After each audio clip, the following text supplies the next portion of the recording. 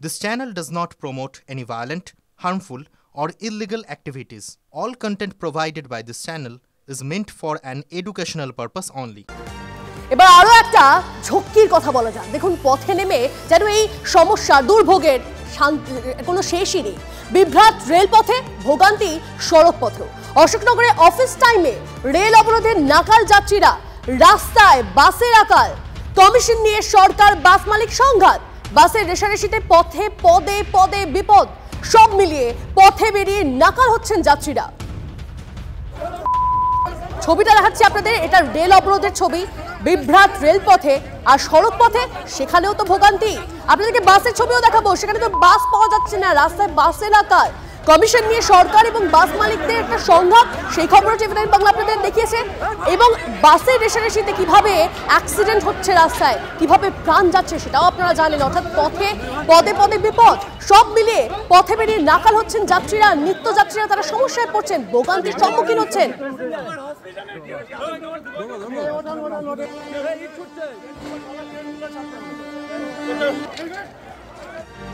যে কথা বলছিলাম আপনাদের, শিয়ালদা বনগা শাখার অশোকনগরে ট্রেন অবরোধ, তার জেরে ভোগান্তি। পরিস্থিতি সামলাতে লাঠিচার্জ পুলিশের।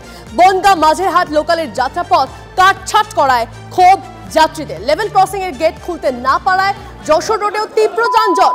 বিক্ষোভকারী এবং নিত্যযাত্রীদের একাংশের মধ্যে অশান্তি। অফিস টাইমে ট্রেন অবরোধে দুর্ভোগ যাত্রীরা।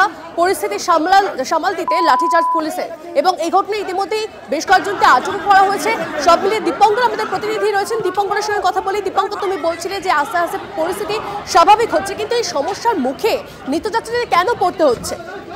দেখো, ট্রেন চলাচল ধীরে ধীরে স্বাভাবিক হচ্ছে, এই কারণে যে ছত্রভঙ্গ করেছে লাঠিচার্জ করে পুলিশ, এবং তারপর ট্রেন চলাচল হয়েছে। কিন্তু তার একটা ইম্প্যাক্ট আছে। প্রায় 1.5 ঘন্টার বেশি সময় ধরে এই ট্রেন চলাচল বন্ধ ছিল অশোকনগরে আপ এবং ডাউন অবরোধের ফলত সমস্ত ট্রেনগুলো পেছনে দাঁড়িয়ে গেছেন এবং তার দিশা পাচ্ছিলেন না যাত্রীরা। ফলে অনেক ট্রেন যাত্রীরা তারা দিশা না পেয়ে তারা চলে এসেছেন রাস্তায়, যশোর রোডের ওপরে। ফলে তার একটা ইম্প্যাক্ট আছে। তারা যে যার মতো গন্তব্যে পৌঁছানোর জন্য, দ্রুততার সঙ্গে পৌঁছানোর জন্য বাসে ওঠার চেষ্টা করছেন, কেউ অটোতে ওঠার চেষ্টা করছেন। তার একটা যানজট আছে, কারণ একটা ট্রেনে প্রচুর যাত্রী যায়। সেই যাত্রীরা অনেকাংশেই তারা চলে এসেছেন রাস্তার উপরে।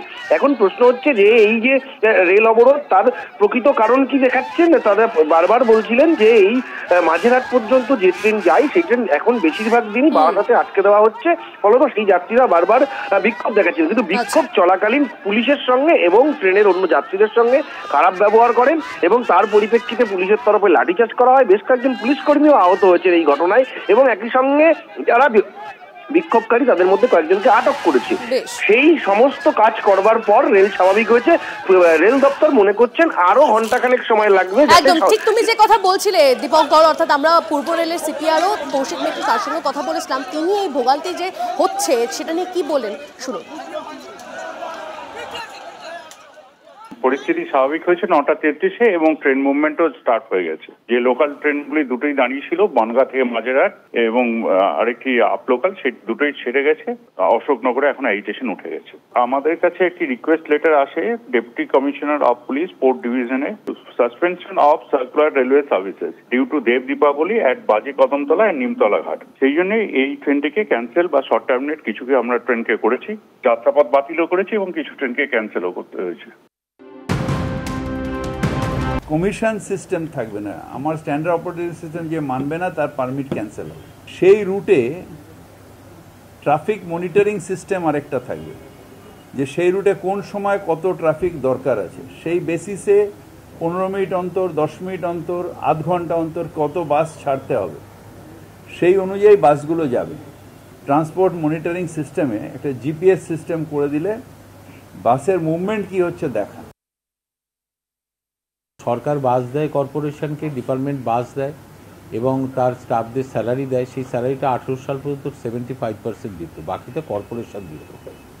এখন করোনার সময় আমরা পুরোটা দিয়ে দেওয়া হচ্ছিল, এখন সেটা উইথড্র করে 75 না 90%ই দপ্তর দিচ্ছে। এখানে একটা ভুল হয়েছে, সেই ভুলটা সম্পূর্ণ ইন্টারনাল ভুল। কোনো কর্মী বেতনের 1 টাকাও কম পাবেন না। যদি কমিশন প্রথা তুলে দেওয়ার কথা বলে, বিকল্প পথের কথাও রাজ্য সরকারকে বলতে হবে, তবেই সমাধানের পথে পৌঁছবে। যদি সেল ঠিক থাকে, তাহলে শ্রমিক পয়সা পাবে, মালিক পয়সা পাবে। শ্রমিক যদি সেল নিয়ে ঠিক থাকে, শ্রমিক কম পয়সা পাবে, মালিক পয়সা পাবেই। গণপরিবহনের ন্যূনতম ভাড়ার পরিবহন বাস, সেই ন্যূনতম ভাড়ার পরিবহনটা ভেঙে পড়বে। কমিশন প্রথা উঠবে কি উঠবে না তার আগে সর্বপ্রথম রাজ্য সরকারের গাইডলাইন করতে হবে। তার কারণ যে কমিশন প্রথা নতুন করে 2 বছর 4 বছর 10 বছর নেই, দীর্ঘ পরম্পরা হয়ে চলে আসছে। কলকাতা হাওড়া 224 কমিশন প্রথা আছে, অন্য রাজ্যে কোনো জেলায় নেই, কিন্তু দুর্ঘটনা সেখানেও হচ্ছে।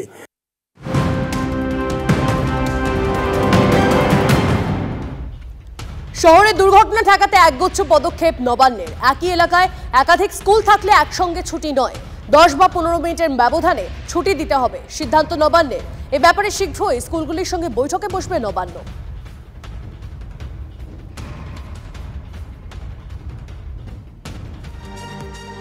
এদিকে একের পর এক বন্ধ হচ্ছে সরকারি বাস রুট। সন্ধ্যা হলেই শহর এবং শহরতলি জুড়ে বাসের জন্য রাস্তায় হাহাকার দেখা দিচ্ছে।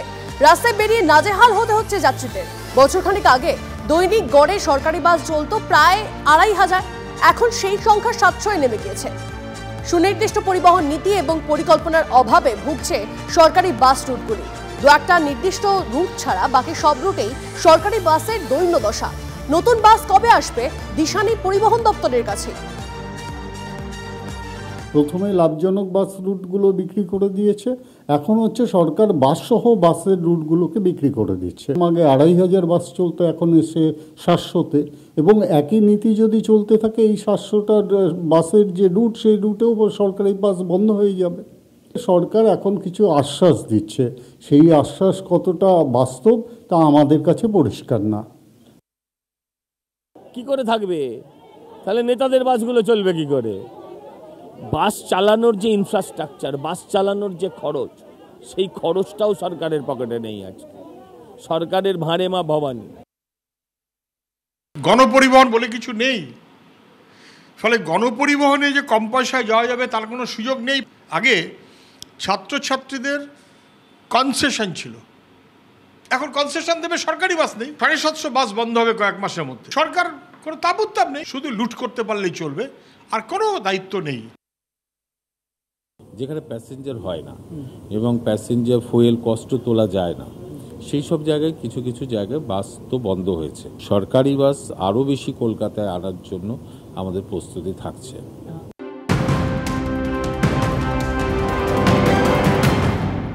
দূষণ রোধে একগুচ্ছ নির্দেশিকা দিল্লিতে। দিল্লির সব প্রাথমিক স্কুলে অনলাইনে হবে ক্লাস। প্রয়োজন নেই এমন নির্মাণ কাজও বন্ধ রাখার সিদ্ধান্ত।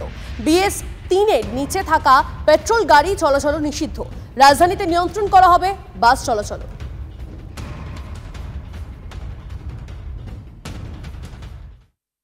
এইমস ইস্যুতে ফের তপ্ত উত্তরের রাজনীতি। রায়গঞ্জে এইমস তৈরি নিয়ে উদ্যোগী বিজেপি সাংসদ কার্তিক চন্দ্র পাল। কেন্দ্রকে প্রস্তাব পাঠাক রাজ্য, এই আবেদন জানিয়ে মুখ্যমন্ত্রীকে চিঠি রায়গঞ্জের সাংসদের। রাজ্য চাইলেই কেন্দ্র এইমস দিতে প্রস্তুত। সাংবাদিক বৈঠক করে বললেন বিজেপি সাংসদ। তিনি আরও বলেন, রায়গঞ্জে এইমস স্থাপনের জন্য কেন্দ্রীয় স্বাস্থ্যমন্ত্রীর কাছে তিনি দরবার করেন। সেই আবেদনের প্রেক্ষিতে স্বাস্থ্যমন্ত্রী জানিয়েছেন রাজ্য দ্বিতীয় এইমস স্থাপনের প্রস্তাব দেয়নি। সাংবাদিক বৈঠকে এমনটাই জানান কার্তিক চন্দ্র পাল। সম্মানীয় জেপি নাড্ডা মহাশয়, আমি ওনাকে রায়গঞ্জ এইমস হসপিটালের ব্যাপারে লিখেছিলাম। উনি আমাকে আমার যে লেটার দিয়েছিলাম তার উত্তরে উনি জানিয়েছেন যে ওয়েস্ট বেঙ্গল গভর্নমেন্ট থেকে এখন অবধি সেকেন্ড এইমস এর প্রপোজাল দেওয়া হয়নি। মুখ্যমন্ত্রীকে আমি অনুরোধ করেছি আমাদের উত্তরবঙ্গের স্বার্থে উনি যেন সেকেন্ড এইমস এর জন্য কেন্দ্র সরকারের কাছে একটা প্রপোজাল পাঠায়। রায়গঞ্জে এইমস ইস্যু নিয়ে রাজ্যসভায় সরব হয়েছেন বিজেপি সাংসদ শ্রমিক ভট্টাচার্য। কেন্দ্র এইমস মঞ্জুর করুক, রায়গঞ্জে জমি দেওয়া হবে, কোনো সমস্যা হবে না, দাবি তৃণমূল বিধায়ক কৃষ্ণ কল্যাণী। দরবার করা গিয়েছে, আমি আগে কার্তিক বাবুকে বলবো উনি স্যাংশন নিয়ে আসুক, হ্যাঁ, তারপর পশ্চিমবঙ্গের সরকার দ্বারা যা পদক্ষেপ নেওয়া দরকার আছে আমরা তার জন্য প্রস্তুত। এইমস আর আসার প্রস্তাব আসেনি, আগে এক্সপ্রেস অফ ইন্টারেস্ট দেখা কেন্দ্র সরকার, চিঠি দিক, এক্সপ্রেস অফ ইন্টারেস্ট দেখা, তারপর নিশ্চিত রাজ্য সরকার তার রেসপন্ড করবে। আর এদিকে এইমস ইস্যুতে বিজেপি ও তৃণমূলকে তীব্র কটাক্ষ করেছেন কংগ্রেসের জেলা সভাপতি মোহিত সেনগুপ্ত। মুখ্যমন্ত্রীকে বলে দিচ্ছে তুমি প্রস্তাব পাঠাও, আর বলটা ছেড়ে দিন মুখ্যমন্ত্রী, নাটকবাজি চলছে, এরা বিজেপি একদিকে করছে, তৃণমূল কংগ্রেস একদিকে করছে। আমাদের এইমস নিয়ে গেছে, আমাদের মুখের গাছ টেনেছে। দিদি দলকেই এই পাপের প্রায়শ্চিত্ত করতে হবে।